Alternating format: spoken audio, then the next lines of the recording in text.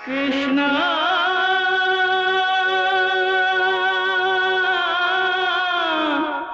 कृष्णा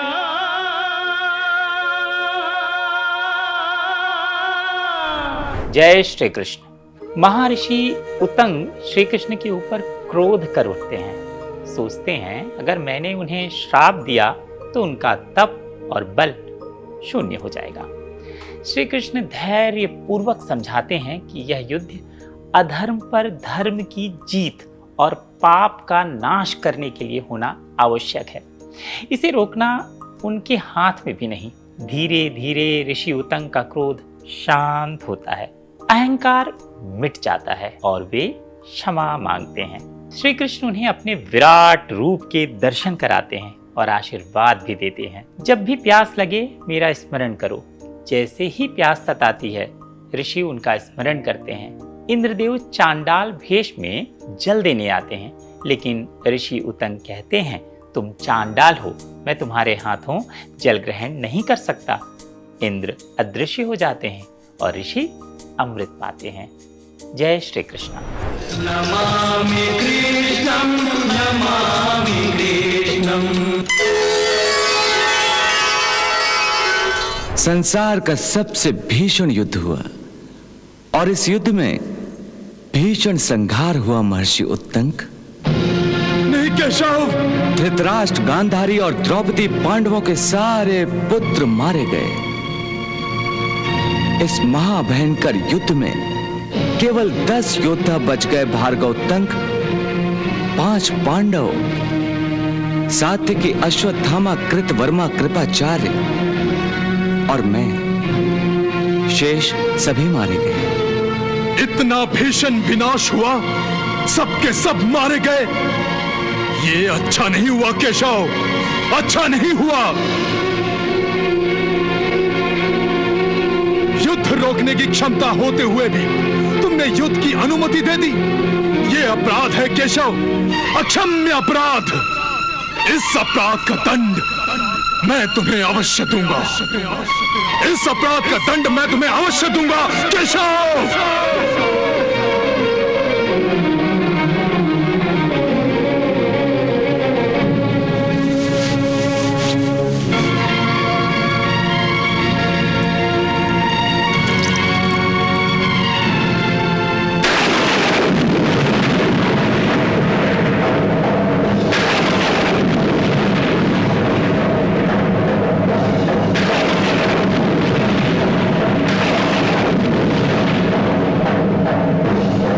केशव, मैं तुम्हें श्राप देता हूं। धैर्य भृगनंदन, श्राप देने से पहले मेरी बात तो सुनिए। मैंने इस युद्ध को रोकने का बहुत प्रयास किया, परंतु किसी के प्रारब्ध में हस्तक्षेप करके उसको बदलने की चेष्टा नहीं की, क्योंकि ऐसा करना विधि के विधान को बदलना होता, जो सृष्टि के विधाता का विरोध है। इसलिए युद्ध में भाग लेने वाले अपनी मृत्यु के अनुसार अपने अंत को पहुंचे। ये सब तुम मेरी श्राप से डर कर कह रहे हो केशव। मैं तुम्हारी बातों में आने वाला नहीं हूं। मैं तुम्हें अवश्य श्राप दूंगा केशव। नहीं ऋषि श्रेष्ठ, ये स्वयं आपके लिए उचित नहीं है। आप तपस्वी हैं, तेजस्वी हैं। हे द्विगश्रेष्ठ, आपने ब्रह्मचर्य व्रत का कठोर पालन किया है। आपने अपनी सेवा से गुरुजनों को संतुष्ट किया है। आपने अपनी तपस्या से महान तपोबल अर्जित किया है। शाप देने से आपकी ये सारी आध्यात्मिक उपलब्धि नष्ट हो जाएगी। मैं नहीं चाहता कि शाप के कारण आपका तपोबल शून्य हो जाए। मेरा तपोबल शून्य नहीं होगा कृष्ण। मैंने किसी का कल्याण नहीं किया है और ना ही मैंने किसी के अकल्याण के बारे में सोचा है। मैंने अपना तपोबल केवल मृत्यु लोक की भलाई के लिए अर्जित किया है। यदि मेरे तपोबल से मनुष्यों का कल्याण नहीं हो रहा है तो हो जाने दो मेरा तपोबल शून्य।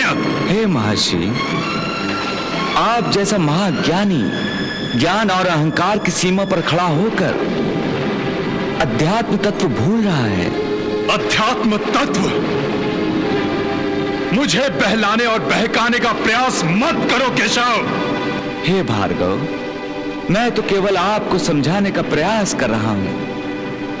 हे भृगुकुल को आनंद प्रदान करने वाले महर्षि, आप मेरा सत्य स्वरूप जानिए। मैं शाप, ताप, काल से परे हूं। मैं किसी के भी शाप के प्रभाव में नहीं आ सकता। कोई भी शाप मुझे नहीं लगता। परंतु मैं तपस्वियों के तपोबल का आदर करता हूं। पतिपरायण स्त्रियों के पतिव्रत का सम्मान करता हूं। सत्यवचनी व्यक्तियों की सत्यनिष्ठा का सत्कार करता हूं और धर्मात्माओं की धर्मनिष्ठा का गौरव करता हूं। इसलिए इनके वचनों को मैं ही सत्य का रूप देता हूं, अर्थात इनके शाप मेरे ही कारण सच होते हैं। क्योंकि अधर्म में लगे हुए सभी मनुष्यों को दंड देने वाला और अपनी मर्यादा से कभी च्युत न होने वाला ईश्वर मैं ही हूं। मैं ही विष्णु, मैं ही ब्रह्मा और मैं ही इंद्र हूं। संपूर्ण भूतों की उत्पत्ति और प्रलय का कारण भी मैं ही हूं। समस्त प्राणी समुदाय की सृष्टि और संहार भी मेरे ही द्वारा है। संपूर्ण भूत मुझ में स्थित है और संपूर्ण भूतों में मैं स्थित हूं। ज्ञानी जिसे सत असत, व्यक्त अव्यक्त और क्षर अक्षर कहते हैं, वो सब मेरे ही स्वरूप हैं। जब भी युग का परिवर्तन होता है, तब प्रजा की भलाई के लिए, मैं धर्म की रक्षा और स्थापना के लिए तीनों लोकों में भिन्न भिन्न श्रेणियों में अवतार लेकर धर्म मर्यादा की स्थापना करता हूं। हे महात्मन, यदि यह युद्ध नहीं होता तो पृथ्वी पर पापों का बोझ बढ़ जाता। धर्मात्माओं के साथ धर्म भी कारागृह में बंदी बन जाता। अधर्म और अधर्मियों से संपूर्ण पृथ्वी व्याप्त हो जाती। यज्ञ, तप, पुण्य नष्ट हो जाते और आप जैसे तपस्वियों का आदर सत्कार करने के बदले उनका तिरस्कार किया जाता। हे भार्गवोत्तंक, यदि ऐसा नहीं होता तो मेरे अवतीर्ण होने का उद्देश्य नष्ट हो जाता। मैंने धर्म की स्थापना के लिए और अधर्मियों का नाश करने के लिए ही तो अवतार धारण किया है। यही बात मैंने युद्ध होने से पहले अर्जुन को भी बताई थी। यदा यदा हि धर्मस्य ग्लानिर्भवति भारत अभ्युत्थानम धर्मस्य तदात्मानं सृजाम्यहम्। जब जब सत्य और धर्म की हानि हो जाती है और अधर्म और असत्य की वृद्धि हो जाती है तथा पाप का साम्राज्य स्थापित हो जाता है, तब तब मैं अपने को प्रकट करता हूं। परित्राणाय साधूनाम विनाशाय च दुष्कृताम धर्म संस्थापनार्थाय संभवामि युगे युगे। मेरे अवतार धारण करने के 3 कारण होते हैं। पहला, आतिताइयों द्वारा पीड़ित साधु पुरुषों का उद्धार करना। दूसरा, दुष्टों का नाश करना। और तीसरा कारण है धर्म की पुनः स्थापना करना।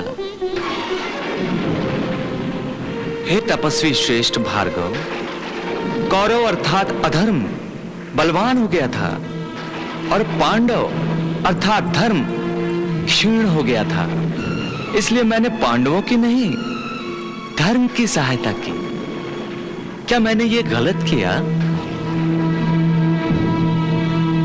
हे द्विज श्रेष्ठ, हे महर्षि, हे भार्गव उत्तंग, अधर्मियों का विनाश करने के लिए ये सब क्या परम आवश्यक नहीं था?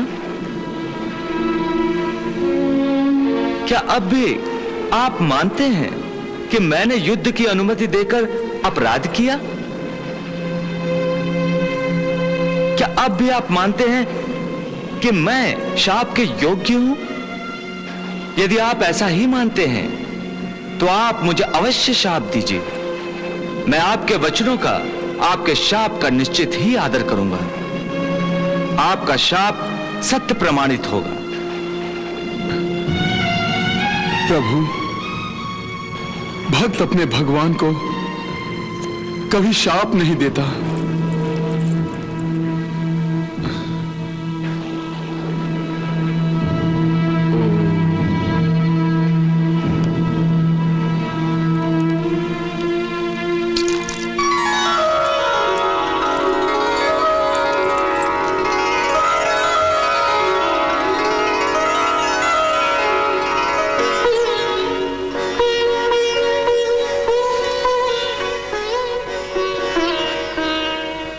प्रभु,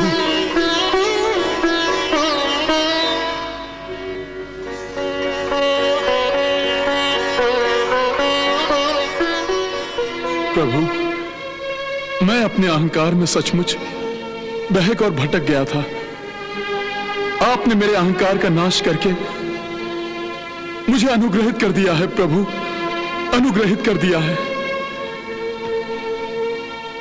हे जनार्दन, आपके दर्शनों की लालसा में ही द्वारिका के मार्ग पर आकर तपस्या करने बैठा था।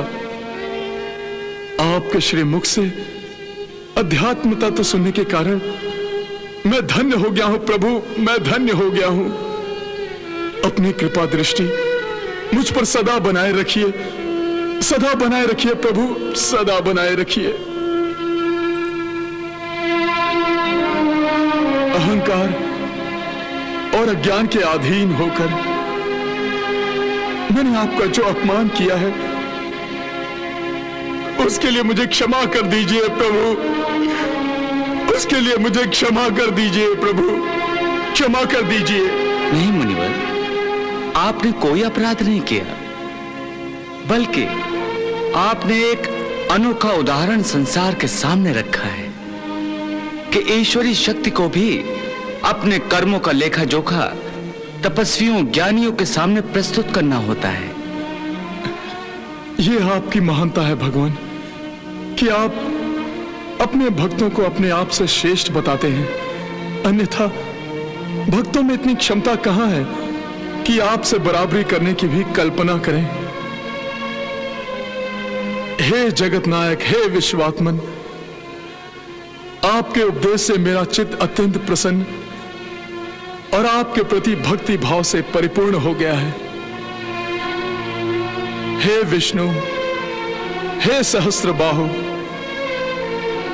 हे सर्वव्यापी परमात्मा, आपके साक्षात दर्शन के बाद आपका विश्व रूप जो आपने अर्जुन को दिखाया था प्रभु, वही देखने की इच्छा मन में जाग गई है।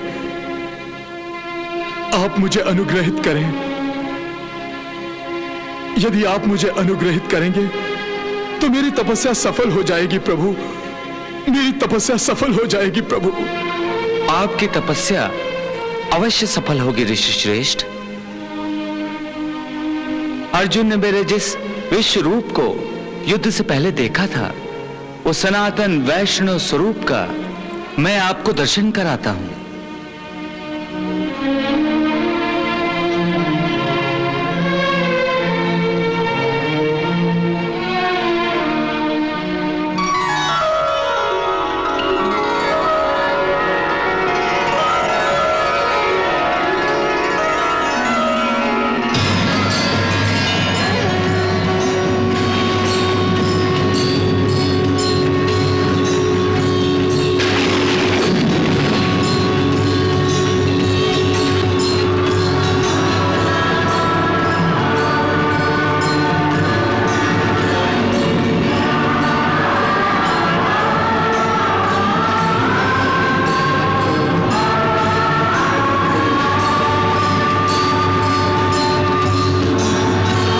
सर्वात्मक परात्पर नारायण, आपको मेरा प्रणाम।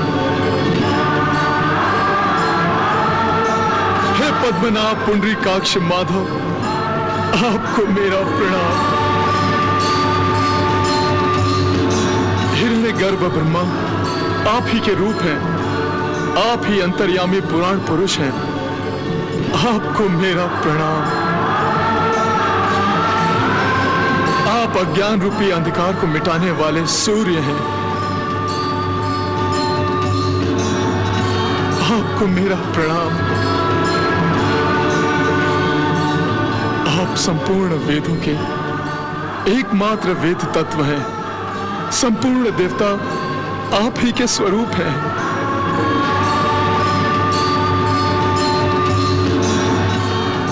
आपको मेरा शत शत प्रणाम, आपको मेरा प्रणाम।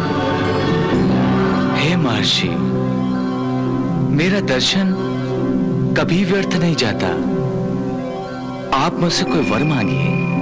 हे महातेजस्वी पुरुषोत्तम श्री कृष्ण, आपके इस दिव्य विश्व रूप का जो मैं दर्शन कर रहा हूं, यही मेरे लिए आपकी ओर से बहुत बड़ा वरदान है प्रभु, बहुत बड़ा वरदान है प्रभु। हे मुनिवर, मेरा दर्शन अमोघ है। आपको अवश्य मुझसे कोई वर मांगना चाहिए। मांगिए मुनिवर। हे पुराण पुरुष, यदि आप वर मांगना मेरा आवश्यक कर्तव्य समझते हैं, तो प्रभु मैं चाहता हूं कि मुझे इस मरुभूमि में, जहां जल दुर्लभ है, यथेष्ट जल प्राप्त हो। तथास्तु। हे भृगुनंदन, जब आपको जल की इच्छा हो तब आप मेरा स्मरण कीजिए, आपको तत्काल ही जल प्राप्त हो जाएगा। मैं अनुग्रहित हो गया हूं प्रभु, मैं अनुग्रहित हो गया हूं प्रभु।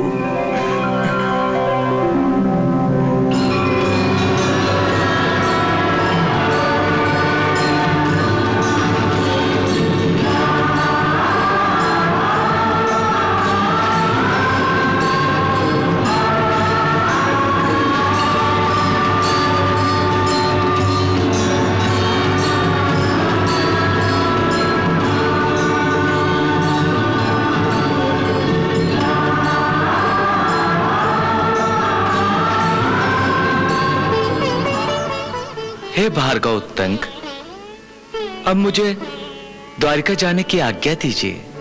जैसी आपकी इच्छा प्रभु।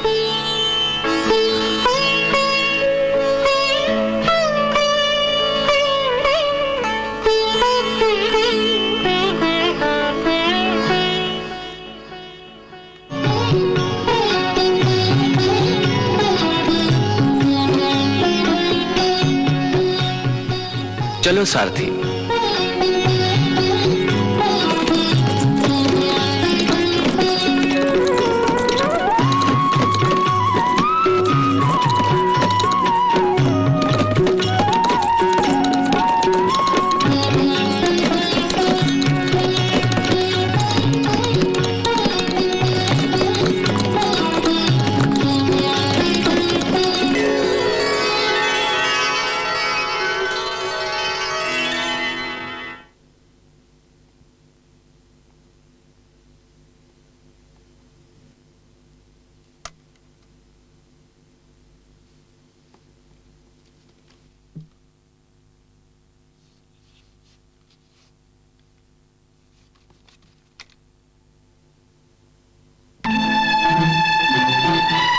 इस मरुभूमि में अब पानी कहां मिलेगा?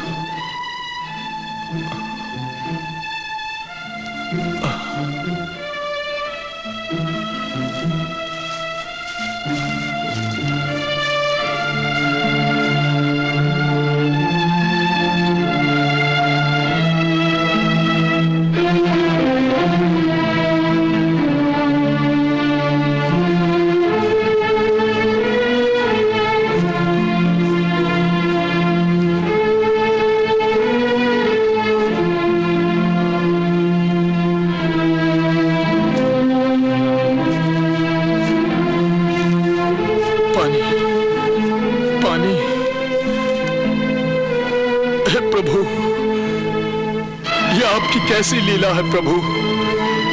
आप ही ने तो मुझे वरदान दिया था कि जब भी मुझे जल ग्रहण करने की इच्छा होगी, मुझे इस मरुभूमि में तत्काल जल प्राप्त होगा। परंतु यहां तो जल की एक बूंद भी दिखाई नहीं दे रही है प्रभु। प्यास के कारण मेरा गला शुष्क हो रहा है प्रभु। कृपा कीजिए प्रभु, मुझ पर कृपा कीजिए प्रभु, कृपा कीजिए प्रभु। सारथी रथ रोको।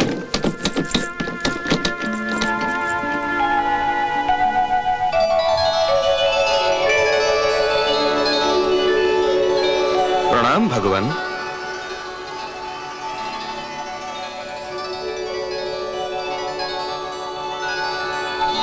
आज्ञा कीजिए प्रभु। हे देवेंद्र, महातपस्वी महर्षि उत्तंक को, जो मरुभूमि में कठोर तपस्या कर रहे हैं, उन्हें प्यास लगी है, उनका गला शुष्क हो गया है। मैंने उन्हें वर दिया है कि जब भी वो पानी की इच्छा करेंगे, उन्हें पानी तत्काल प्राप्त होगा। हे विश्वनायक, हे दया सागर, आपकी आज्ञा हो तो मैं इसी समय वरुण देव को आदेश देकर मरुभूमि में पानी की वर्षा करवाता हूं। देवेंद्र, महर्षि उत्तंक महात्मा हैं, लोक कल्याण के लिए तपस्या कर रहे हैं। उन्होंने जो वरदान मुझसे मांगा है, उसमें भी उन्होंने प्रजा का कल्याण ही देखा है।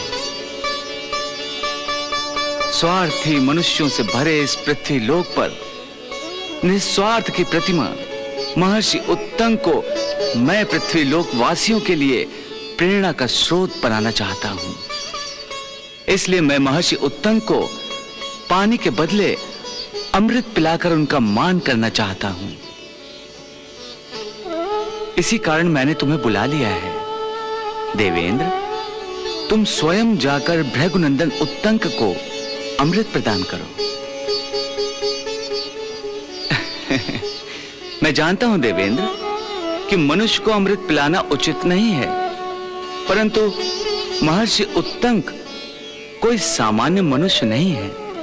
फिर भी वो अमृत का वरदान पाने, अमर हो जाने के योग्य हैं या नहीं, इसकी परीक्षा तुम अपने आप ले सकते हो।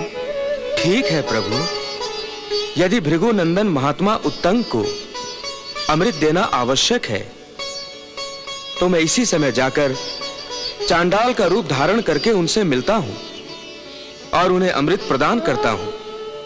आज्ञा दीजिए प्रभु।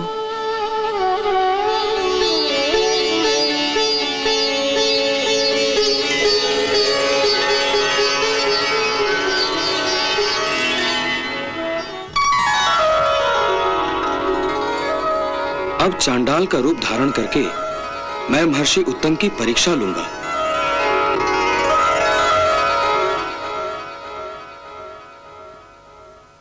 हे प्रभु, हे द्वारिकाधीश, आप ही ने तो कहा था कि जब मुझे प्यास लगेगी तो इस मरुभूमि में जल मिलेगा, परंतु अब तक यहां कहीं जल दिखाई नहीं दे रहा है। कृपा करें प्रभु, अपने वरदान की लाज रखें। प्रभु, प्रभु। प्रणाम महर्षि।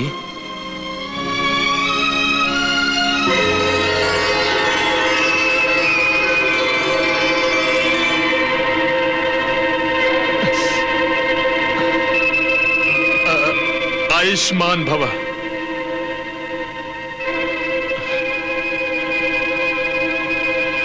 मैं आपके दर्शन से धन्य हो गया महर्षि, धन्य हो गया।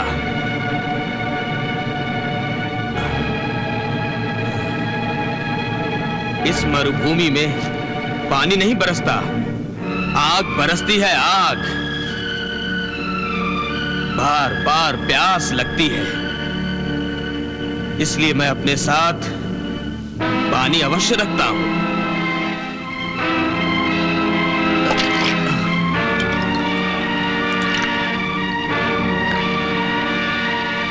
आपको भी प्यास लगी है ना भृगुनंदन? नहीं। लीजिए, आप भी पानी ग्रहण कीजिए। लीजिए, पानी पीकर अपनी प्यास बुझाइए ऋषि श्रेष्ठ। लीजिए। ये आपने क्या किया प्रभु? ये क्या कर दिया? मेरी प्यास बुझाने के लिए एक चांडाल को भेज दिया। लीजिए ना महर्षि। नहीं प्रभु, प्रभु ये आपने मुझे वरदान दिया है या शाप? ये जल अत्यंत मधुर है महर्षि। एक चांडाल का स्पर्श होने से जल मधुर कैसे रहेगा? और पवित्र भी। तुम्हारे कारण तो जल अपवित्र हो गया है चांडाल।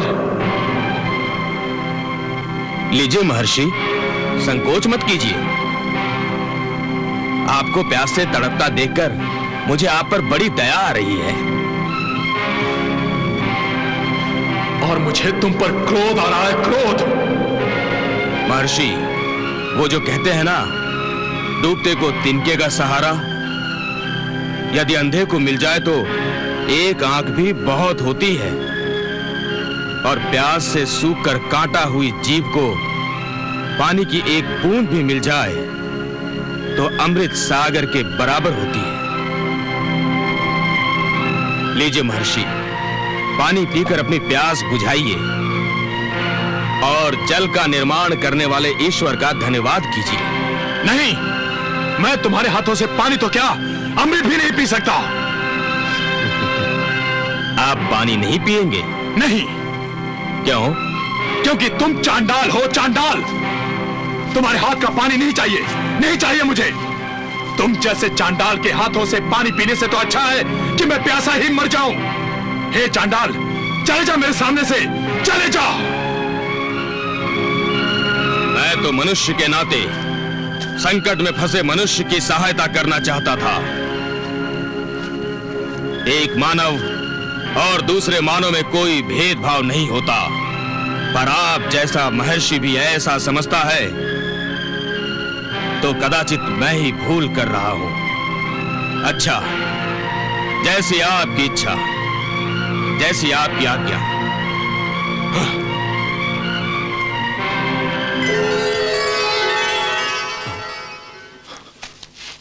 अरे ये क्या? वो चांडाल कहां लुप्त हो गया? ये कैसे हो गया? क्या वो मेरी आंखों का धोखा था? नहीं नहीं, वो धोखा नहीं था। तो फिर वो था कौन? साधारण मनुष्य तो अचानक न सामने आते हैं न ये तुरंत लुप्त हो जाते हैं। मैंने उसके हाथों से पानी पीने से मना करके कहीं कोई भूल तो नहीं की? कहीं ऐसा तो नहीं कि प्रभु ने मेरी परीक्षा लेने के लिए चांडाल के रूप में किसी देवता को भेजा था?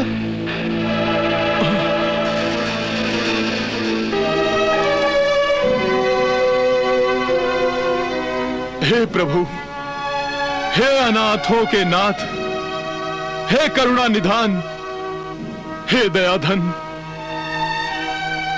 मैं मनुष्य गलतियों का पुतला हूं। इतनी तपस्या करने के बाद भी मेरे मन में ऊंच नीच का भेदभाव नहीं मिटा, तो फिर मेरी तपस्या किस काम की? इस प्रकार तो मेरी जीवन संपत्ति ही नष्ट हो गई प्रभु। मैंने एक मानव और दूसरे मानव में भेदभाव करके ईश्वर का अपमान किया है। एक ऋषि के हाथों ईश्वर का अपमान हो जाए तो उसे जीवित रहने का अधिकार नहीं रहता, बिल्कुल नहीं रहता। प्रभु, अब मैं जीना नहीं चाहता प्रभु, जीना नहीं चाहता। इसी मरुभूमि में योग बल से मैं अपने प्राण त्याग कर रहा हूं प्रभु, अपने प्राण त्याग कर रहा हूं।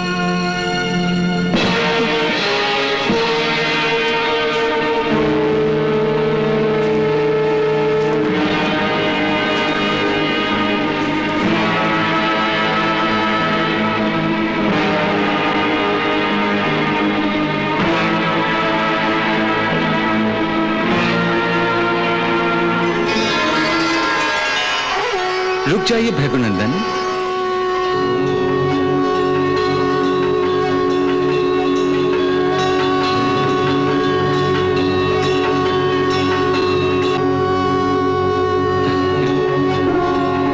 आप अपने प्राणों का यूं त्याग नहीं कर सकते, क्योंकि आपके प्राणों पर आपका अधिकार नहीं है। हाँ भृगुनंदन, आपके प्राणों पर पृथ्वीलोक वासियों का अधिकार है, समाज का अधिकार है, क्योंकि आप महात्मा हैं। महायुद्ध में महासंहार होने के बाद जिस नव समाज की निर्मित की जाएगी, उसे योग्य मार्गदर्शन करने का उत्तरदायित्व आप पर है। पांडवों के जो वंशज पांडवों के बाद राज्य शासन का रथ चलाएंगे, उन्हें धर्म का ज्ञान देना और धर्म मार्ग का दर्शन कराना आप ही का उत्तरदायित्व है।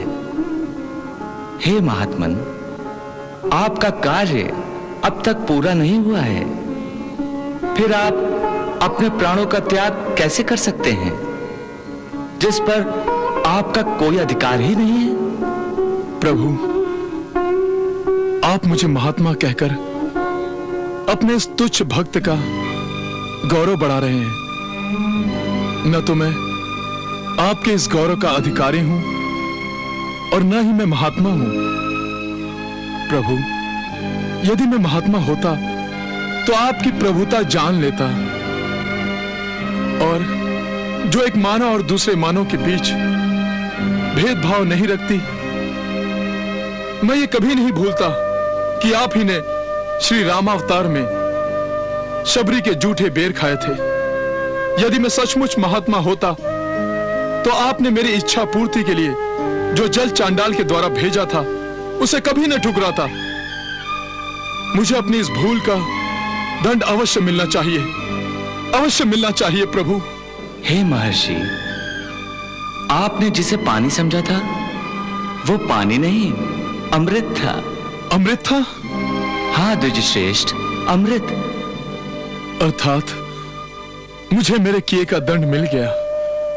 मेरे अज्ञान ने मुझे ईश्वर के प्रदान किए हुए अमृत से वंचित रख दिया प्रभु, अमृत से वंचित रख दिया।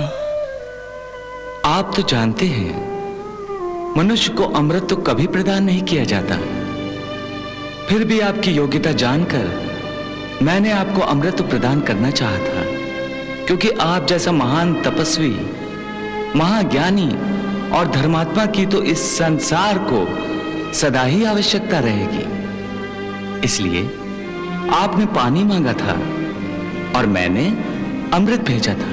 मेरा दुर्भाग्य प्रभु, मेरा दुर्भाग्य कि मैंने प्रभु की कृपा को अनजाने में ठुकरा दिया।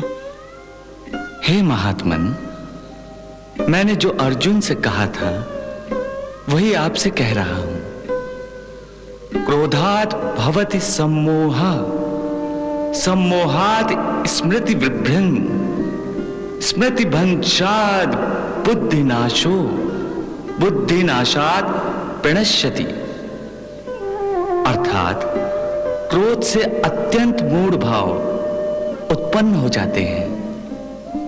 मूढ़ भाव से स्मृति भ्रम हो जाता है।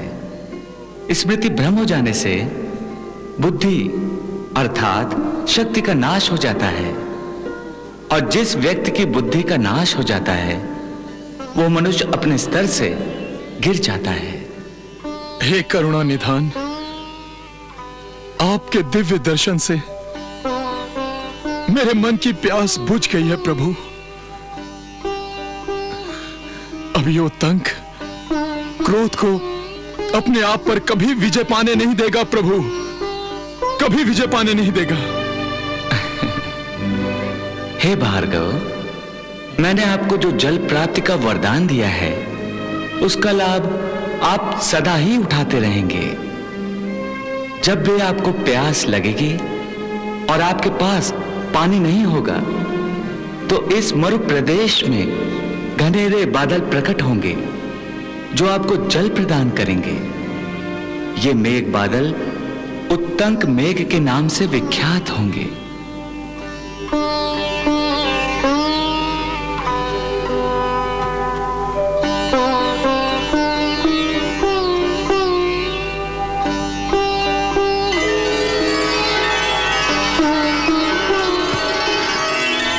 सम्राट युधिष्ठिर, आप अपना सारा राजकोष, सारी धन संपत्ति तो हार चुके हैं मेरे भांजे के हाथों। अब आप दांव पर क्या लगाओगे? हाँ मामा श्री, अब मैं निर्धन हो चुका हूं। मेरे पास कुछ भी नहीं रहा, कुछ भी नहीं बचा। नहीं नहीं सम्राट, ऐसे भी कंगाल नहीं हुए हैं आप। अब भी आपके पास एक हीरा बाकी है, सबसे अनमोल हीरा। नहीं, मेरे पास कोई भी हीरा नहीं है। है सम्राट, है पांचाली द्रौपदी। खेलिए सम्राट युधिष्ठिर अपना अंतिम दांव, आर या पार। मैं द्रौपदी को भी दांव पर लगाता हूं। द्रौपदी, द्रौपदी, अवश्य मिलेगा, अवश्य मिलेगा।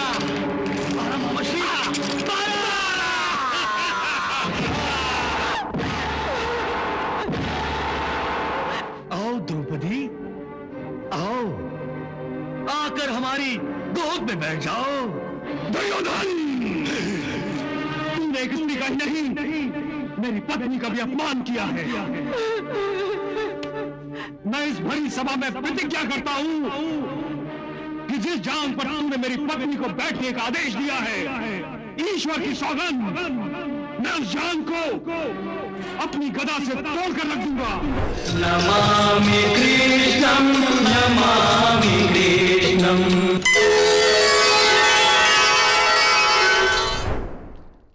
हवन कुंड में पूर्ण आहुति देने से पहले विजय प्राप्ति के लिए तुम्हें माता दुर्गा की पूजा करनी चाहिए। विजय प्राप्ति के लिए? हाँ, विजय प्राप्ति के लिए। हे केशव, जब स्वयं भगवान श्री कृष्ण इस युद्ध में मेरे साथ हैं, तो फिर विजय प्राप्ति में कोई आशंका है क्या? हे पार्थ, यह आशंका की बात नहीं, दैवी मर्यादा की बात है। इस अनंत सृष्टि का सारा कारोबार जिस शक्ति के द्वारा संपन्न होता है, वो शक्ति भगवती दुर्गा है। उनका आशीर्वाद प्राप्त करो। वो सदार्थ चित्ता है, अपने सच्चे भक्तों पर जल्दी ही प्रसन्न हो जाती हैं।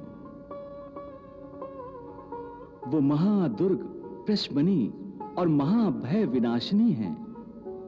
उनके 9 नामों का उच्चारण करने से ही वो प्रसन्न हो जाती हैं। इसलिए मन में उनके 9 दुर्गा रूपों को धारण करके उनसे विजय का वरदान मांगो।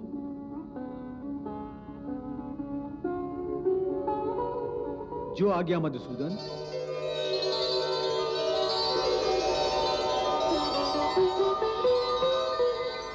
प्रणाम माते।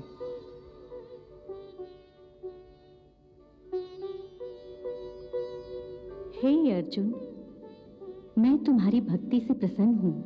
मांगो, तुम्हें मुझसे क्या वर चाहिए? हे मां दुर्गे, हे शत्रु संहारिणी, मुझे इस धर्म और अधर्म के युद्ध में धर्म के शत्रुओं का संहार करने की शक्ति प्रदान कीजिए। मां, मुझे विजय श्री का आशीर्वाद दीजिए। हे देवी, आप मेरे सखा अर्जुन पर कृपा करें। ये धर्म के मार्ग पर चल रहा है। जिन्होंने इस पर अन्याय किया है, उन्हें युद्ध में पराजित करके ये विजय श्री को धारण करे, ऐसा आशीर्वाद अर्जुन को दीजिए। हे पांडव, चिंता त्याग दो। तुम थोड़े ही समय में शत्रु को जीत लोगे। आप दोनों नर नारायण का रूप हो, इसलिए साक्षात इंद्र भी आप दोनों से युद्ध में शत्रुता मोल लेने का साहस नहीं करेंगे, तो फिर अन्य शत्रु कितने भी बलवान हों, आपके आगे तुच्छ हैं। इस युद्ध में अंतिम विजय आपकी ही होगी। It's 6 o'clock. तथास्तु।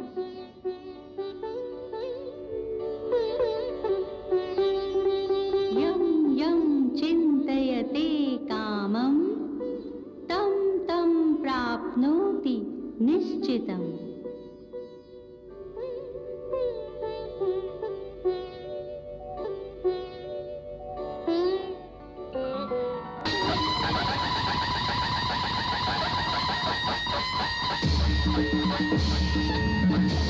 धर्म क्षेत्रे कुरुक्षेत्रे संवेता युयुत्सवा मामका पांडवाश्चैव किम कुर्वत संजय। हे संजय, कुरुक्षेत्र जो धर्म क्षेत्र भी है, वहां युद्ध करने की इच्छा से इकट्ठा हुए मेरे पुत्रों और पांडु पुत्रों ने क्या क्या किया, ये तुम मुझे बताओ।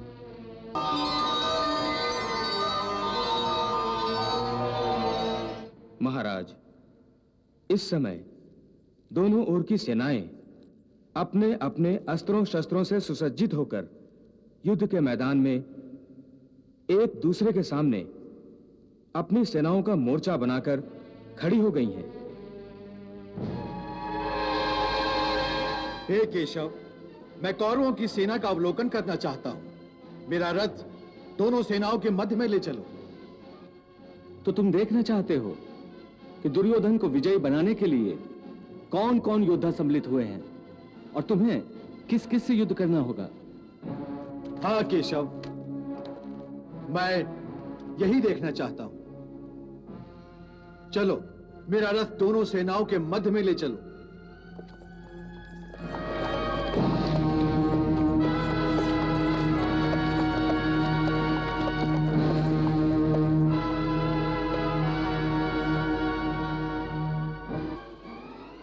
हे अर्जुन, तुम्हारी इच्छा के अनुसार मैं तुम्हारा ये रथ दोनों सेनाओं के मध्य में ले आया हूं। हे पार्थ, कौरवों की सेना की ओर देखने से पहले एक बार तुम अपनी सेना की ओर देख लो।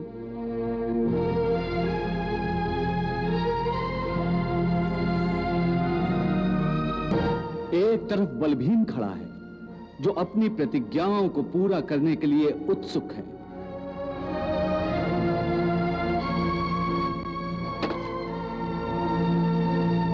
सेना के मध्य में तुम्हारे ज्येष्ठ भ्राता श्री धर्मराज युधिष्ठिर हैं और उनके बाएं और दाएं नकुल और सहदेव।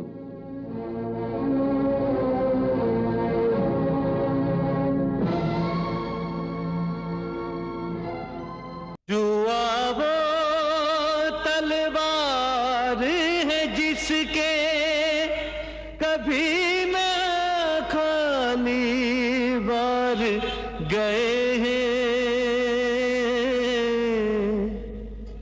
पढ़कर इसके व्यसन में ज्ञानी बुद्धि भी अपनी हार गए हैं। 8 मामा श्री, 8 अवश्य मिलेंगे भांजो, अवश्य मिलेंगे। 8 8 8 8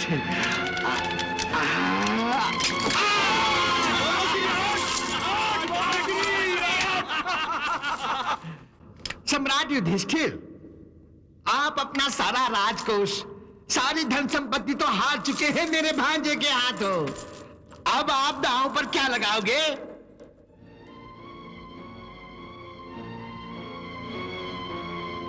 मैं अपने दास दासियों को दांव पर लगाता हूं। दास दासी?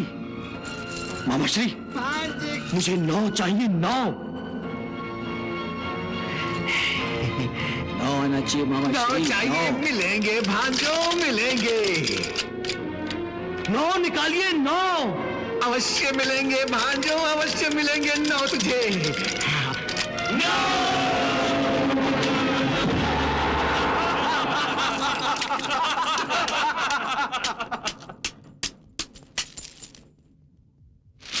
महाराज,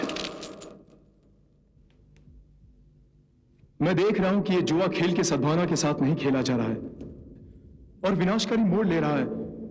इसलिए मैं आपसे प्रार्थना करता हूं कि इस दूत को तुरंत ही रोकने का आदेश दें। इसी में कुरुकुल की भलाई है, वरना अनर्थ हो जाएगा। महामंत्री, आप अपनी सीमा से बाहर जा रहे हैं। इस समय ये पांडव हार रहे हैं, इसलिए आप इस दूत को रोकना चाहते हैं।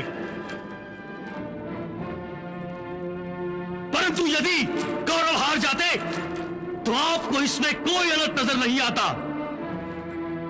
महामंत्री, आप बैठ जाइए। हमने कहा आप बैठ जाइए।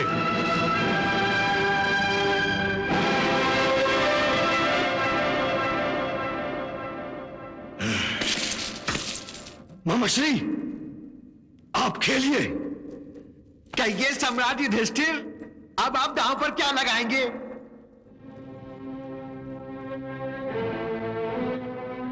या अभी से मैदान छोड़कर भाग रहे हैं?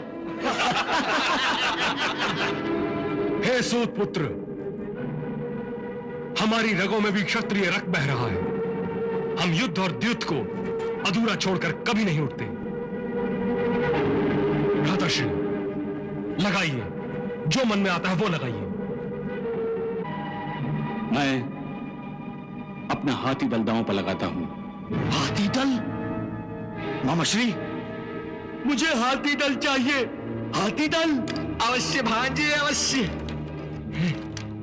मामाश्री, आप 9 निकालिए, 9। हाथी दल, मामाश्री। मामाश्री, 9।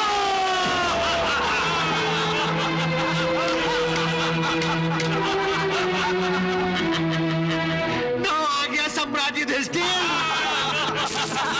क्या जीत लिया मेरे पुत्रों ने? क्या जीत लिया?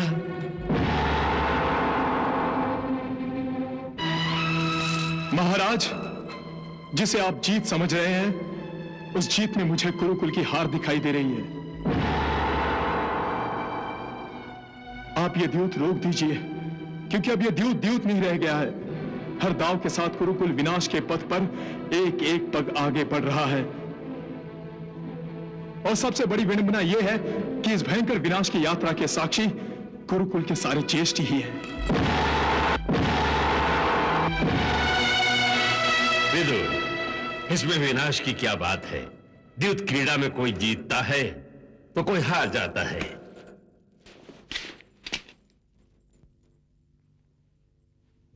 कहिए भ्राताश्री, अब क्या लगा रहे हैं दांव पर?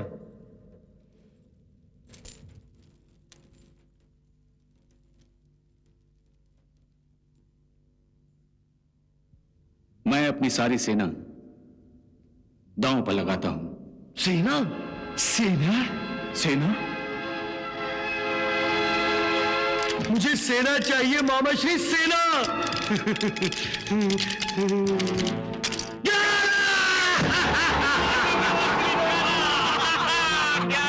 सम्राट, आपकी सारी सेना भांजे की हो गई।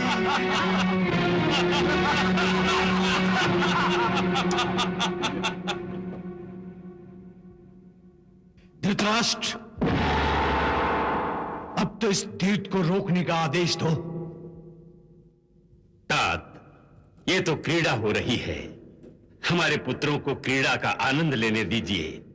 और यह भी तो संभव है कि पांसा पलट जाए और पांडव जो कुछ हार चुके हैं वो सब एक ही दांव में वापस जीत जाएं। मामाश्री, 10 मामाश्री, 10।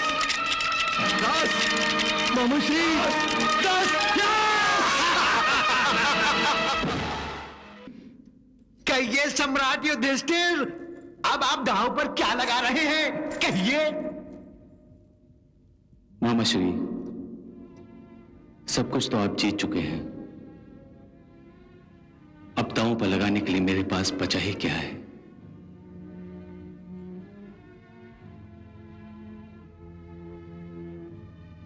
मैं तो अब निर्धन हो गया हूं। नहीं सम्राट युधिष्ठिर, नहीं। अभी आप निर्धन नहीं हुए हैं, अभी आपके पास बहुत धन है।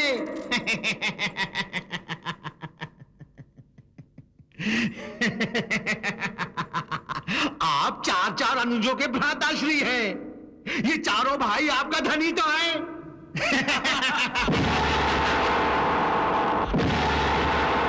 सम्राट युधिष्ठिर, यदि आप ये दांव जीत गए तो युवराज दुर्योधन ने जो कुछ भी जीता है वो आपको वापस मिल जाएगा।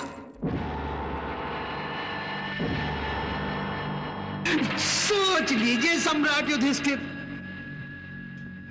जिस सम्राट के पास न धन हो, न संपत्ति हो, न शस्त्र हो, न राजपाट हो, तो उस राजा और रंक में कोई अंतर नहीं रह जाता। क्यों भांजे?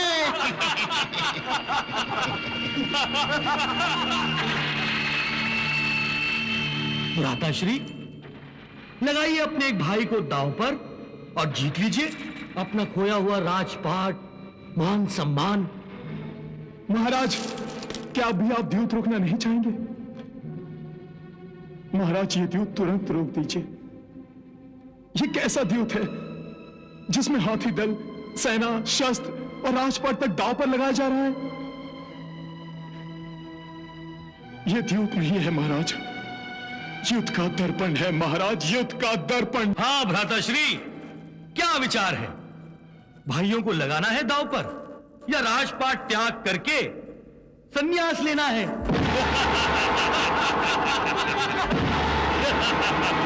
ये सम्राट युधिष्ठिर, छोटे भाई तो पुत्र समान होते हैं और पुत्र पिता की संपत्ति कहलाते हैं। ठीक है, मैं अपने अनुज नकुल को दांव पर लगाता हूं।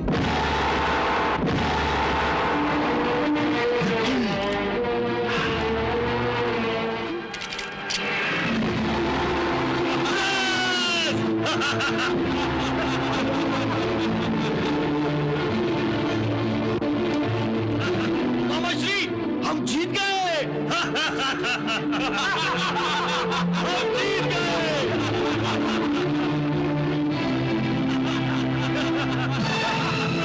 हम जीत गए।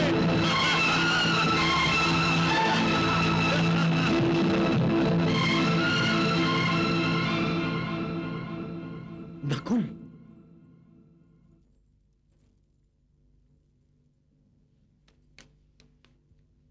कहिए सम्राट युधिष्ठिर, अब आप दांव पर क्या लगा रहे हैं? कहिए।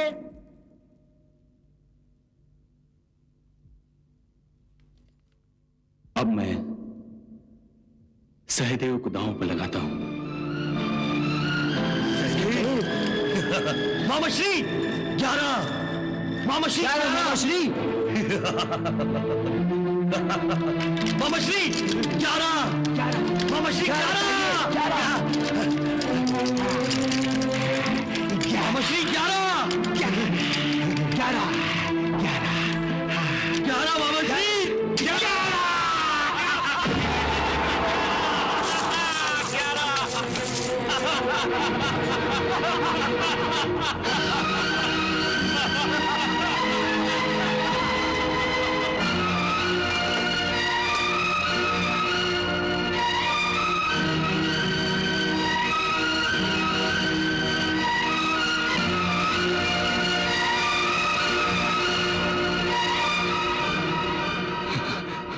अर्जुन, अर्जुन, अर्जुन, अर्जुन, अर्जुन, मामाश्री, अर्जुन, मामाश्री 11, 11, मामाश्री।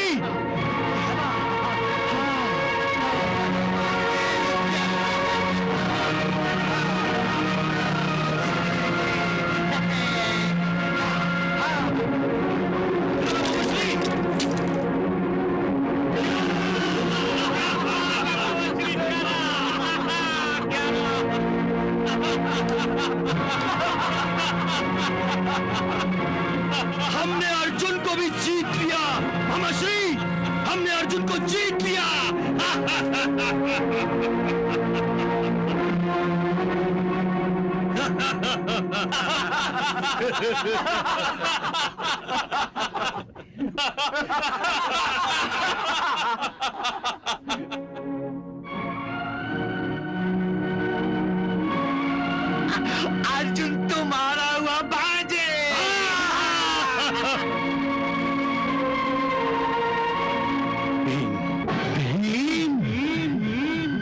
मामाश्री, भीम भीम।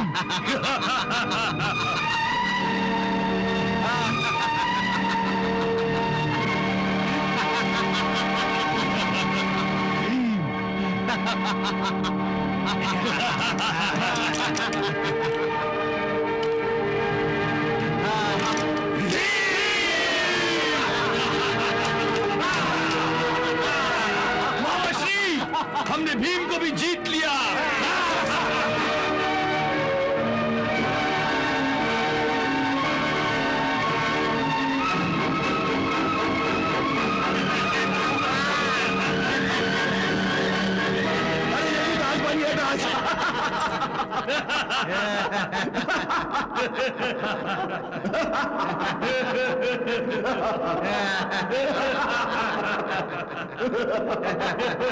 अब किसे दांव पे लगाओगे, सम्राट युधिष्ठिर?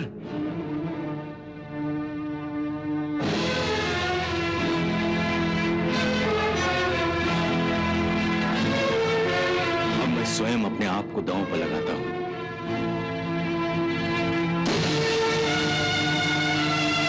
एक बार फिर सोच लो सम्राट युधिष्ठिर, कहीं आप दुर्योधन के दास ना बन जाए। या तो मैं अपने भाइयों को छुड़ाऊंगा, अन्यथा मैं भी तुम्हारा दास बन जाऊंगा। तब तो मामाश्री तनिक सोचकर पासा फेंकिए और निकालिए 12। अवश्य भांजे, अवश्य अवश्य भांजे,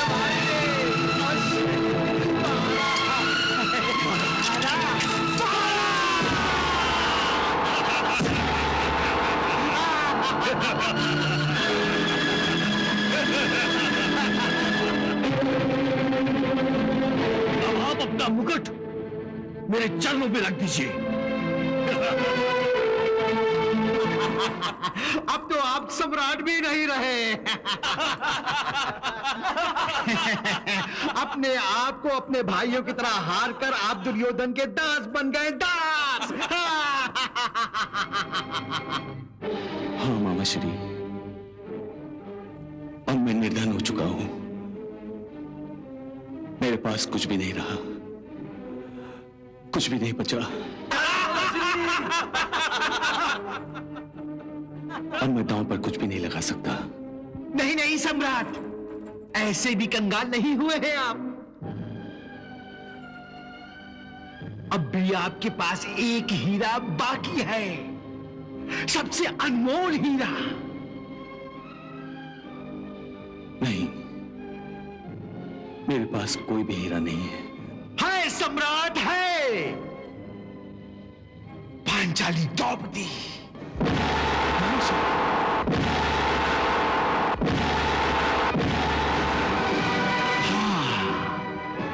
द्रौपदी। क्या सोच रहे हैं भ्राता श्री? पत्नी रानी बनी रहे और पांचों पति दास बन जाए, ये उचित नहीं है।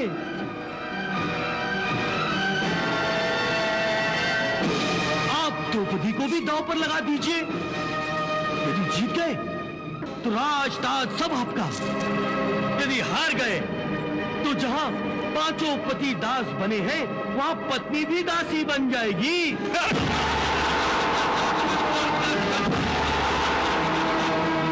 पांच पतियों की अर्धांगिनी अपने पतियों से अलग कैसे रहेगी भ्राताश्री?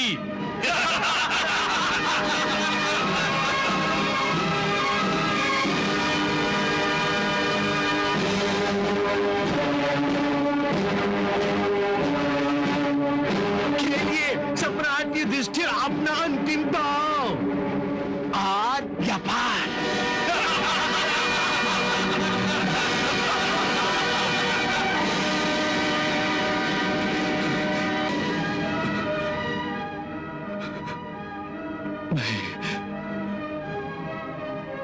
मैं द्रौपदी को भी दांव पर लगाता हूं। द्रौपदी, द्रौपदी, द्रौपदी। मामाश्री। हाँ भांजे, तो आप भी बताइए अपना यशस्वी हाथ।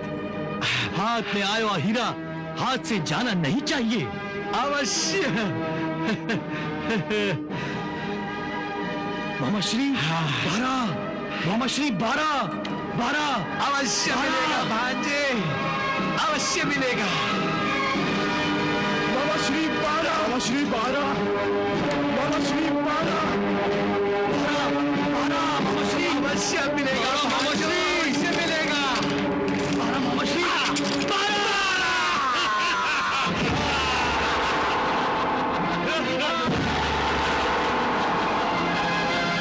प्रतिहारी, आज्ञा है युवराज। जाओ प्रतिहारी, हमारी सर्वश्रेष्ठ दासी द्रौपदी को हमारे सामने उपस्थित होने का आदेश दो। जो आज्ञा है युवराज।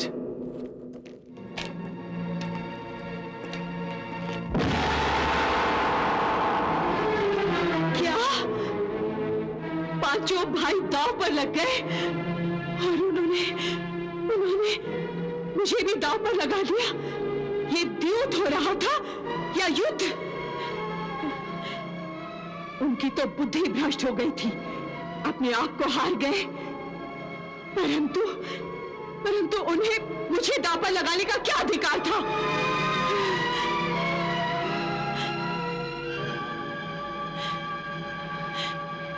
प्रतिहारी, जी महारानी। जाओ युवराज दुर्योधन से कहो कि मैं नहीं आ सकती। जो आज्ञा महारानी।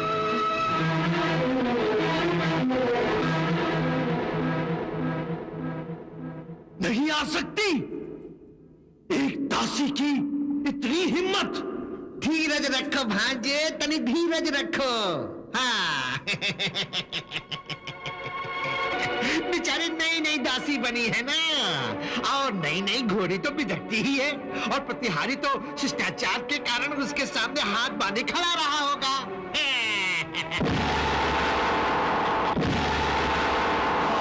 ठीक कह रहे मामा श्री, उस मूंजोर घोड़ी को कोई प्रतिहारी लगाम नहीं लगा सकता।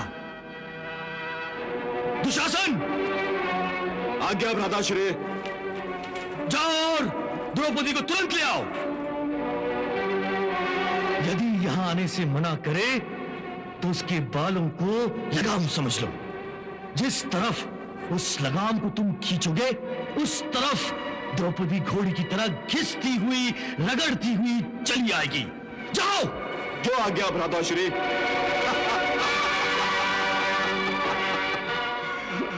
अभी लाता हूं द्रौपदी को भ्राताश्री।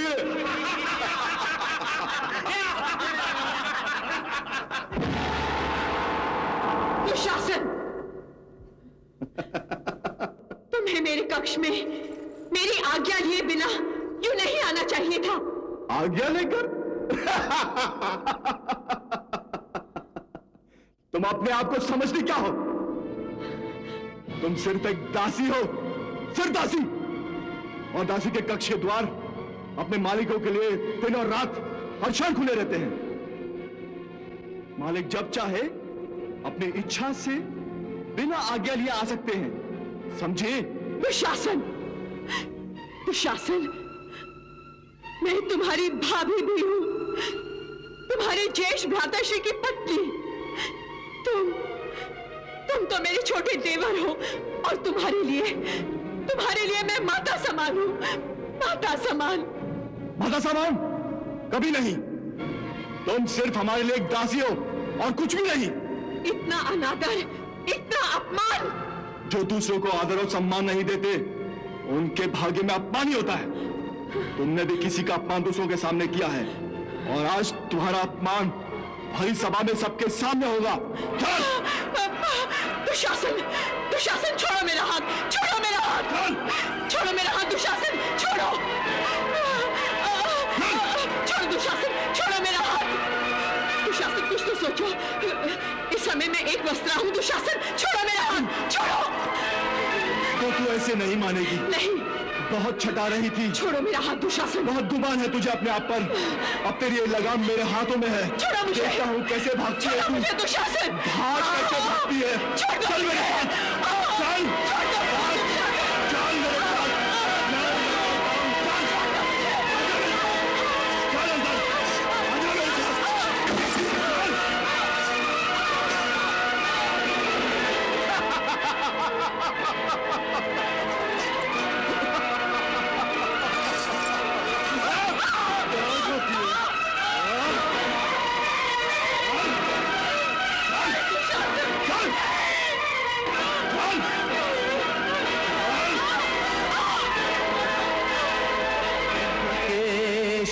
पकड़ के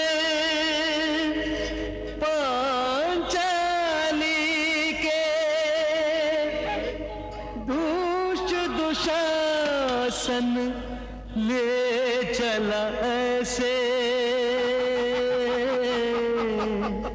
वृक्ष की बेल घसीट के कोई पागल हाथी ले जाए जैसे भरत वंश की मर्यादा कुरुवंश के हाथ बचे अब कैसे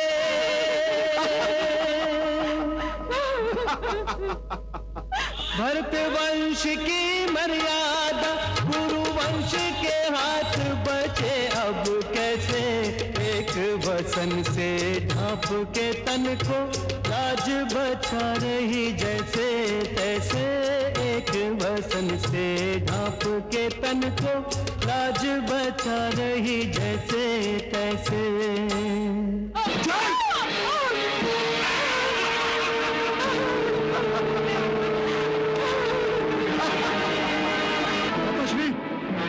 संभालिए अपनी दासी को। वाह दुशासन वाह, जीते रहो। देख लिया भ्राताश्री, आपके कारण द्रौपदी का कैसा अपमान हो रहा है। यदि आप मेरे भ्राता न होते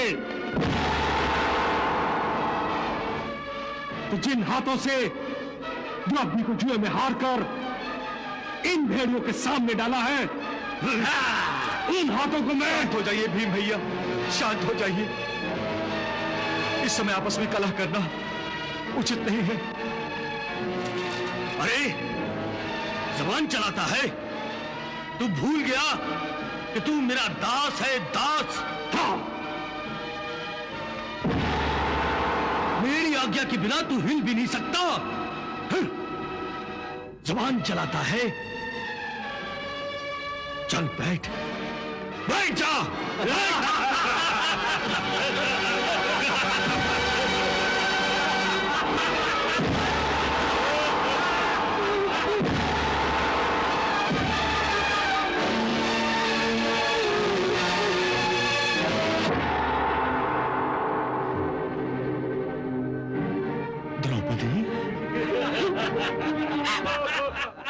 दुशासन, जो आज्ञा भ्राताश्री। उठ, उठ।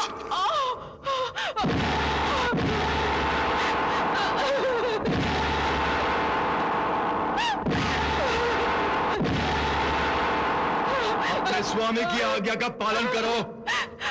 उत्तर दे उधर। आओ द्रौपदी, आओ, आकर हमारी गोद में बैठ जाओ। दुर्योधन, तूने एक स्त्री का ही नहीं, मेरी पत्नी का भी अपमान किया है। मैं इस भरी सभा में प्रतिज्ञा करता हूं कि जिस जान पर तूने मेरी पत्नी को बैठने का आदेश दिया है, ईश्वर की सौगंध, मैं उस जान को अपनी गदा से तोड़कर रख दूंगा। और दुशासन, तुम भी मेरी दूसरी प्रतिज्ञा सुन लो। जिन हाथों से तुमने द्रौपदी के बालों को छुआ है, उन हाथों को मैं तुम्हारे शरीर से अलग कर दूंगा और तुम्हारे रक्त से मैं द्रौपदी के बाल धोऊंगा।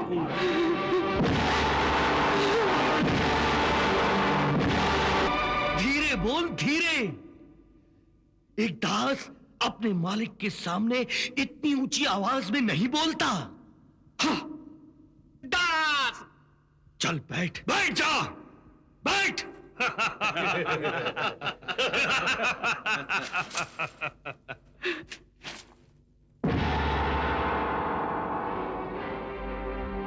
किसके मान सम्मान की बात पर तू इतना क्रोध कर रहा है और किस मुंह से तू इसे अपनी पत्नी कह रहा है?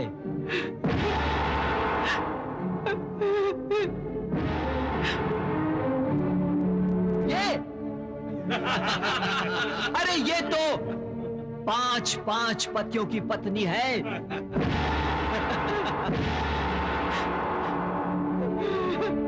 5 की जगह अगर 6 हो जाए तो कौन सा आसमान टूट पड़ेगा?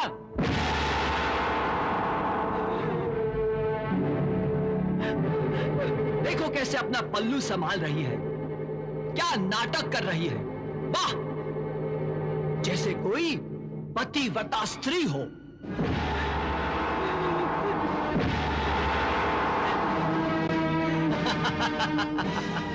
कैसे झूठी लाज का प्रदर्शन कर रही है, निर्लज कहीं की।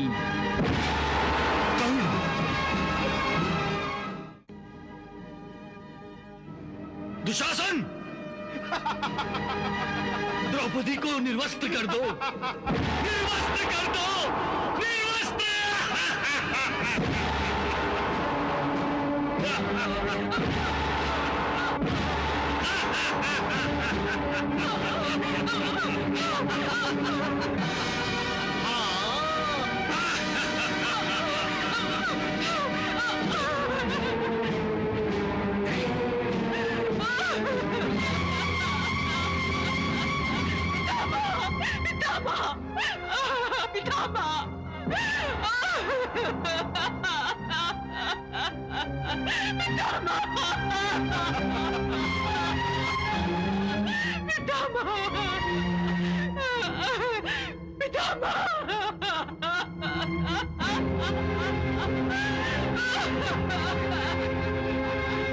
पितामह,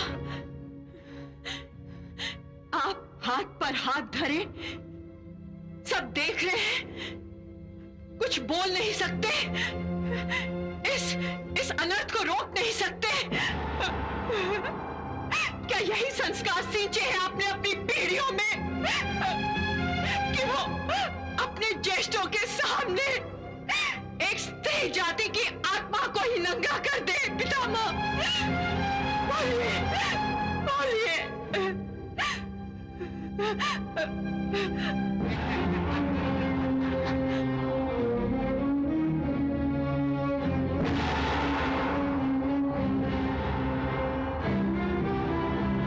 काकाश्री, आप तो सदा न्याय का पक्ष लेते हैं ना?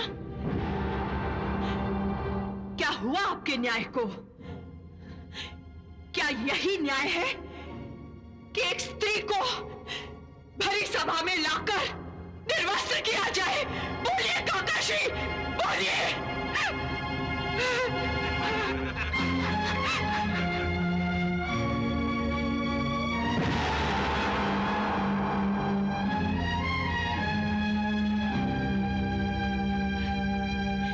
आप तो कुलगुरु हैं, धर्म की रक्षा आपका कर्तव्य है। क्या आपका धर्म भी लाचार और विवश है? क्या उसके मुंह में वो जीभ नहीं है जो इन अधर्मियों को रोक सके?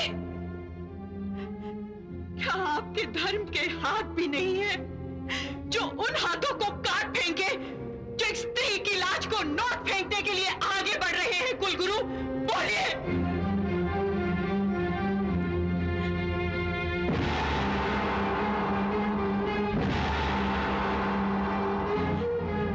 आप तो धनुर्विद्या के गुरु हैं। आपके तुनीर के बाण तो शिकार की आंख को निशाना बनाते हैं आचार्य। तो फिर इस समय आपकी कमान पर कोई बाण क्यों नहीं है जो इन भेड़ियों की आंखों को छेद दे? बोलिए। जो एक असहाय स्त्री की लाज पर हाथ डालकर उसका तमाशा देखना चाहते हैं। बोलिए आचार्य, बोलिए। आप भी आंखें चुराने लगे आचार्य?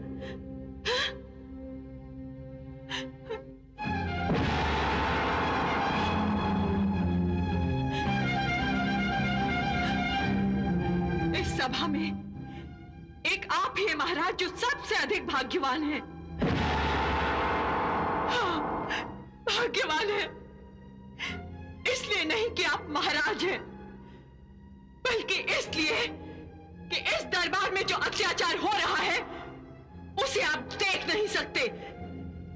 यदि देख लेते तो अपनी आंखें फोड़ लेते महाराज। निसंदेह आप देख नहीं सकते। परंतु सुन तो सकते हैं। यदि अब तक आपने कुछ नहीं सुना है तो अब सुन लीजिए, ताकि कल आप यह ना कह सके कि आपने कुछ नहीं देखा, कुछ नहीं सुना। आप ही के राज में, आप ही के दरबार में, आप ही के अध्यक्षता में, आप ही के पुत्र, आप ही के सामने, आप ही के राज में, आप ही के दरबार में, आप ही के अध्यक्षता में, आप ही के पुत्र, आप ही के सामने, आप ही के दिवंगत भाई की पुत्र वधू को निर्वस्त्र करने जा रहे हैं महाराज। पुत्र वधू को निर्वस्त्र करने जा रहे हैं, निर्वस्त्र करने जा रहे हैं।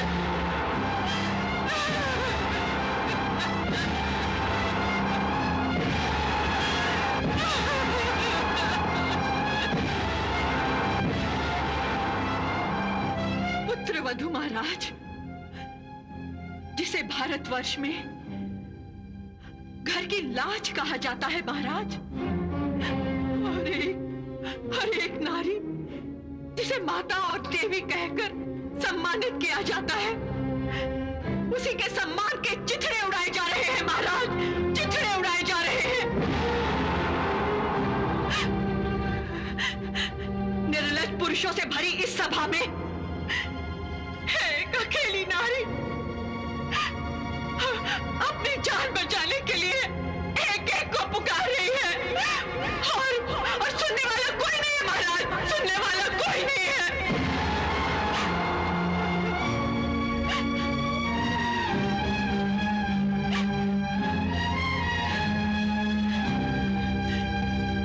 त्रेता युग में रावण ने उस समय सीता हरण का पाप किया था, जब सीता मैया ने लक्ष्मण रेखा पार करने की भूल की थी। परंतु इस रावण ने स्वयं लक्ष्मण रेखा पार करके एक स्त्री को बाल पकड़कर पशुओं की भांति घसीट लाने का दुस्साहस किया है।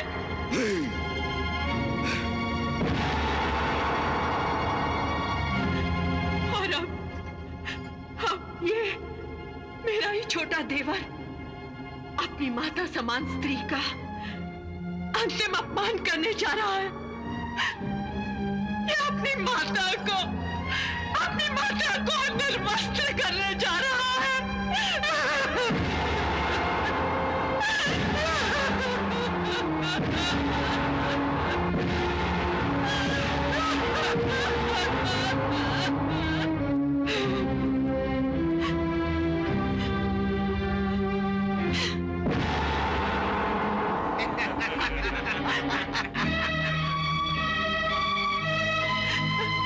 तुम में से हर एक महाशक्तिमान है, कोई सर्वश्रेष्ठ गदाधारी, तो कोई सर्वश्रेष्ठ धनुर्धर,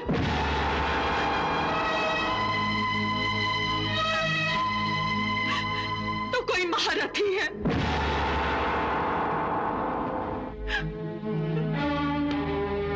मेरी लाज के ये पांचों रक्षक जिन्होंने पानी ग्रहण के समय मेरी लाज की रक्षा की शपथ ली थी, आज मेरी ही लाज को लूटने वाले इन अधर्मियों के साथ न जाने कौन सा धर्म निभा रहे हैं।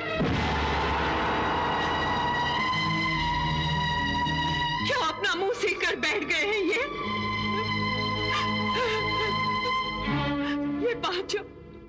ये पांचों विवश होकर इसलिए इन पापियों का साथ दे रहे हैं, क्योंकि ये दास बन गए हैं, दास। परंतु बाकी सभासदों को क्या हो गया है? पितामह आप बोलिए।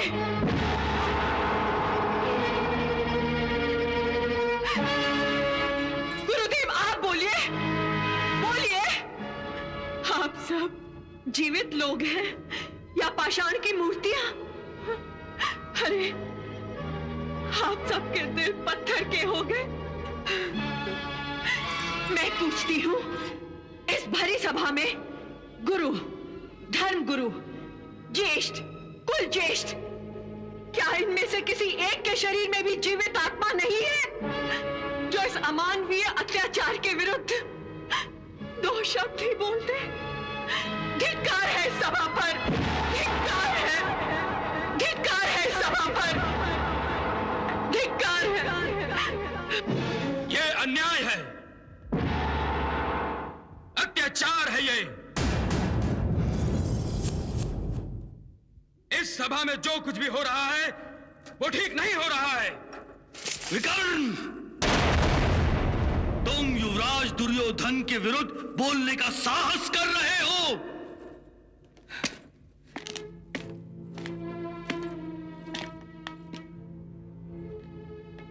मैं केवल अधर्म के विरुद्ध बोल रहा हूं। इस सभा में इस समय जो कुछ हो रहा है ना तो वो धर्म है और ना ही सभ्यता। विकर्ण, चिल्लाइए मत भ्राताश्री, चिल्लाइए मत। आप चिल्लाकर डरा धमकाकर मेरी सच की पुकार को दबाना चाहते हैं, किंतु मैं अब तक इसलिए चुप था क्योंकि आप मेरे भ्राताश्री हैं और मैं आपका अनुज हूं।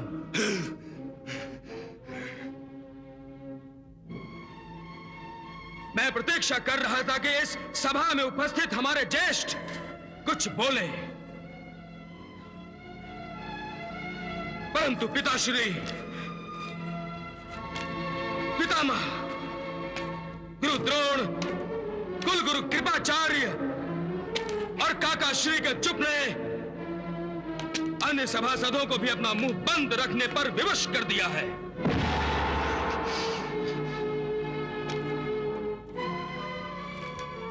मेरी उन सज्जनों से याचना है कि जिनके अंतरात्मा अभी तक सोई नहीं है वो युवराज का विरोध करें और अति शीघ्र इस सभा को त्याग दें। विकर्ण,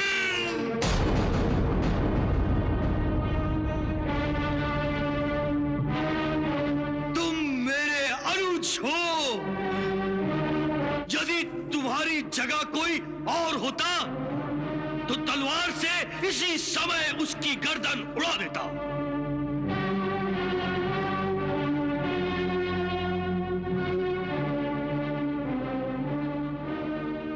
मैं तुम्हारे रक्त से इस सभा को भंग नहीं करना चाहता, इसलिए तुम इसी समय इस सभा को छोड़कर चले जाओ। हमने कहा चले जाओ। मैं इतना निर्लज नहीं हूं कि अपनी माता समान स्त्री को अपने सामने निर्वस्त्र होते हुए देख सकूं। इसलिए मैं अभी इस सभा का त्याग करता हूं, परंतु जाने से पहले मैं आपसे और पिताश्री से यह कहना चाहता हूं कि इस अनर्थ का परिणाम अच्छा नहीं होगा। आज इस सभा में कौरव कुल के महाविनाश का बीज बोया जा रहा है। पिताश्री, कौरव कुल के महाविनाश का बीज, महाविनाश का बीज बोया जा रहा है।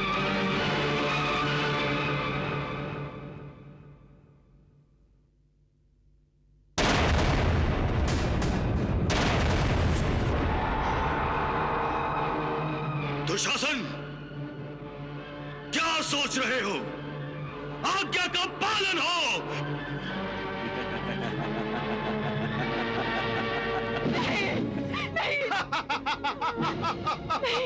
द्रौपदी के लुटने की लीला देख रहे निर्मम हो सारे, जिन पर था अभिमान वो बैठे दास बने निज से बस हारे। आस लुटी विश्वास लुटा सब आधार सहारे।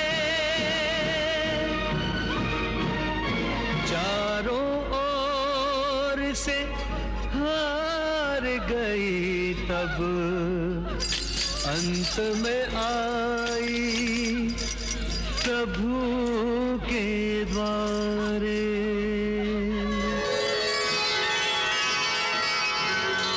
कृष्ण कृष्ण कृष्ण कृष्ण कृष्ण चक्रधारी, कृष्ण कृष्ण कृष्ण कृष्ण दुख शोक हारी, कृष्ण कृष्ण कृष्ण कृष्ण कृष्ण चक्रधारी, कृष्ण कृष्ण कृष्ण कृष्ण दुख शोक हारी, कृष्ण कृष्ण कृष्ण कृष्ण कृष्ण चक्रधारी, कृष्ण कृष्ण कृष्ण कृष्ण दुख शोक हारी, कृष्ण कृष्ण कृष्ण कृष्ण कृष्ण चक्रधारी, कृष्ण कृष्ण कृष्ण कृष्ण दुख शोक हारी, कृष्ण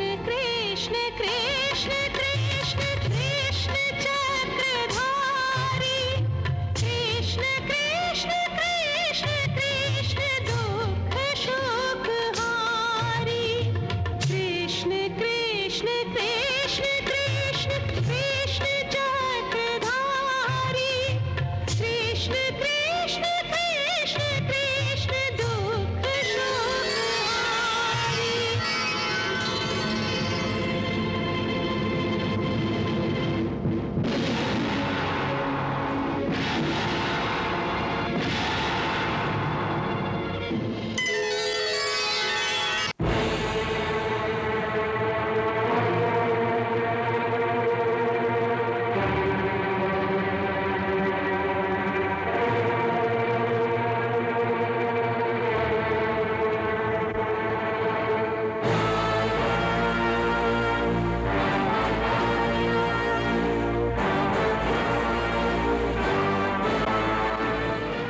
आज द्यूत सभा में जो कुछ हुआ वो नहीं होना चाहिए था। पांडव अपना जो कुछ हार गए हैं, राजपाट, धन दौलत, वो मैं सब उनको वापस करता हूं। महाराज, इस तरह ये द्यूत बच्चों का खेल बनकर रह जाएगा। जुए के खेल में कोई जीतता है तो कोई हारता है, और हारने वाले को कुछ ना कुछ हारना ही होता है। आखिर एक फैसला हुआ कि पांडव 12 वर्षों के लिए वनवास और 1 वर्ष के लिए अज्ञातवास में जाएंगे। शर्त यह भी थी कि यदि अज्ञातवास में धर लिए गए तो उन्हें फिर 12 वर्षों के वनवास और 1 वर्ष के अज्ञातवास के लिए जाना होगा। यहां तक कि पांडव अपनी ज्येष्ठ पिताश्री की आज्ञा अनुसार अपने राजसी वस्त्र त्याग कर वनवास जाने के लिए तैयार हो गए। आपने द्रौपदी को अंतिम अपमान से तो बचा लिया, परंतु द्यूत सभा में उसकी सहायता के लिए जाने में आपने विलंब से काम क्यों लिया प्रभु? देवी, मनुष्य जब तक संसारी प्राणियों से सहायता मांग रहा हो, भगवान उसकी सहायता कैसे कर सकते हैं? द्रौपदी ने सबसे निराश होकर जब मुझे सहायता के लिए पुकारा तो मैं तुरंत उसकी सहायता के लिए पहुंच गया। प्रभु, परंतु अब पांडवों की सहायता करने वाला कोई नहीं है प्रभु। अब भाग्य उनकी सहायता करेगा देवी।